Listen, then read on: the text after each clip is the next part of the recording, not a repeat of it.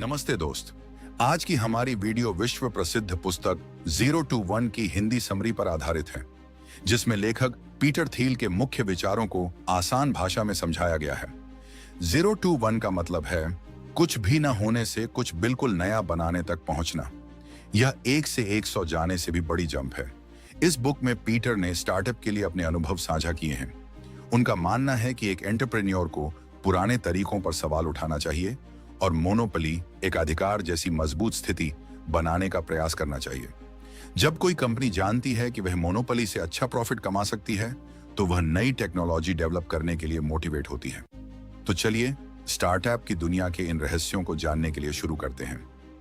Chapter 1, challenge of the future. भविष्य आज की दुनिया से अलग होगा। प्रोग्रेस दो तरह की होती है। हॉरिजॉन्टल प्रोग्रेस, जो चीजें पहले से काम कर रही हैं उनकी कॉपी करना, जैसे एक टाइपराइटर से 100 टाइपराइटर बनाना। इसे ग्लोबलाइजेशन भी कहते हैं। वर्टिकल प्रोग्रेस, इसका मतलब है कुछ बिल्कुल नया करना, यानी 0 to 1 जाना। यह टेक्नोलॉजी के बढ़ने से आती है। पिछले कुछ दशकों में कंप्यूटर क्षेत्र में सबसे ज्यादा वर्टिकल प्रोग्रेस देखी गई है। अक्सर ऐसी नई टेक्नोलॉजी की शुरुआत एक स्टार्टअप से होती है। Chapter 2, party like it's. 1999-1990 के दशक के आखिर में .com मेनिया की धूम थी, जहां इन्वेस्टर्स ने किसी भी स्टार्टअप में बिना सोचे समझे पैसा लगाया। जब यह .com क्रैश हुआ तो सिलिकॉन वैली को बड़ा झटका लगा। इस क्रैश से लोगों ने डर कर कुछ गलत सबक सीख लिए, जैसे छोटे बदलाव करना, कॉम्पिटिटर को कॉपी करना और रिस्क न लेना। लेकिन पीटर के अनुसार कॉम्पिटिटिव मार्केट में उलझने से बेहतर है कि बोल्ड कदम उठाए जाएं और एक नई मार्केट क्रिएट की जाए। Chapter 3, all happy companies are different. Business में प्रॉफिट इस बात पर डिपेंड करता है कि वहां कितना कंपटीशन है। एक तरफ परफेक्ट कंपटीशन होता है, जहां बहुत सी कंपनियां एक जैसा प्रोडक्ट बेचती हैं और ज्यादा पैसा नहीं बना पाती। दूसरी तरफ मोनोपोली होती है, जहां कंपनी के पास कुछ इतना यूनिक होता है कि उसका कोई कॉम्पिटिटर नहीं होता। ऐसी कंपनियां सिर्फ पैसा कमाने के बजाय नए इन्वेंशंस पर ध्यान दे पाती हैं, जिससे समाज का भी फायदा होता है। Chapter 4, the ideology of competition. Business में लोग अक्सर अपने कॉम्पिटिटर्स के साथ फाइट करने में इतने उलझ जाते हैं कि वे अपने मुख्य गोल को ही भूल जाते हैं। कंपटीशन हमारा विजन सीमित कर देता है और हमें दूसरों की कॉपी बनाने पर मजबूर कर देता है।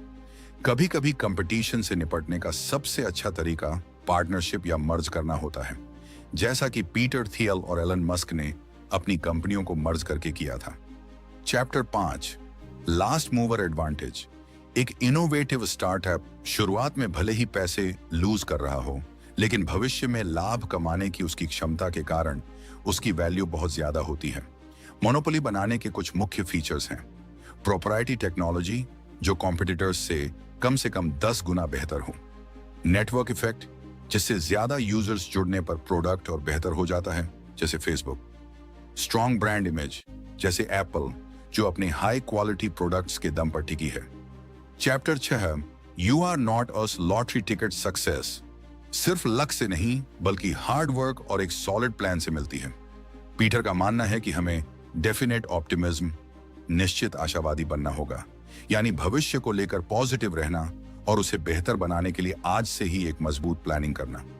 यह काम स्टार्टअप के क्रिएशन के थ्रू सबसे अच्छे से किया जा सकता है।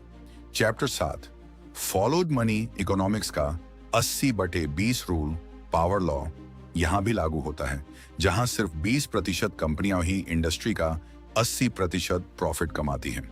वेंचर कैपिटलिस्ट भी इसी पावर लॉ पर काम करते हैं और उन चुनिंदा विनर्स में इन्वेस्ट करते हैं जो भविष्य में एक्सपोनेंशियल ग्रोथ दे सकें। इसीलिए एक फेल होने वाले स्टार्टअप का 100% ओनर होने से कहीं बेहतर है कि आप गूगल जैसी तेजी से बढ़ती कंपनी का एक छोटा हिस्सा 0.01% बने। Chapter 8, secrets. दुनिया में आज भी कई ऐसे कठिन प्रश्न और सीक्रेट्स बचे हैं जिन्हें खोजना बाकी है। सीक्रेट्स दो तरह के होते हैं, नेचर के सीक्रेट्स और लोगों के सीक्रेट्स। अगर आप यह मान लेंगे कि सब कुछ पहले ही खोजा जा चुका है, तो आप कभी कुछ नया नहीं बना पाएंगे। कुछ बड़ा अचीव करने के लिए आपको इन अनसुने सीक्रेट्स पर काम करना शुरू करना होगा। चैप्टर 9, मजबूत नींव फंडेशंस। किसी भी स्टार्टअप की शुरुआत में की गई मिस्टेक्स को बाद में सुधारना बहुत मुश्किल होता है, इसलिए इसकी नींव मजबूत होनी चाहिए। सही को फाउंडर पार्टनर का चुनाव बहुत केयरफुली करें, क्योंकि यह एक शादी की तरह है। छोटा बोर्ड निर्णय लेने के लिए 3 से 5 सदस्यों का छोटा बोर्ड सबसे आदर्श होता है। पूरी टीम का साथ पार्ट टाइम या रिमोट वर्कर्स के बजाय फुल टाइम टीम रखें, ताकि सब एक ही लक्ष्य के लिए काम करें। इक्विटी और कंपनसेशन एम्प्लॉयज को कंपनी में हिस्सेदारी इक्विटी दें, ताकि उन्हें ऑनरशिप फील हो, लेकिन जेलसी से बचने के लिए इसे प्राइवेट रखें। तो दोस्तों, ये थी पीटर थील की बेहतरीन किताब 0 to 1 की शॉर्ट स्क्रिप्ट। आशा है आपको ये समरी पसंद आई होगी। वीडियो को लाइक और शेयर करें और फ्यूचर नोटिफिकेशन के लिए बेल आइकन पर जरूर क्लिक करें। जय हिंद, जय भारत।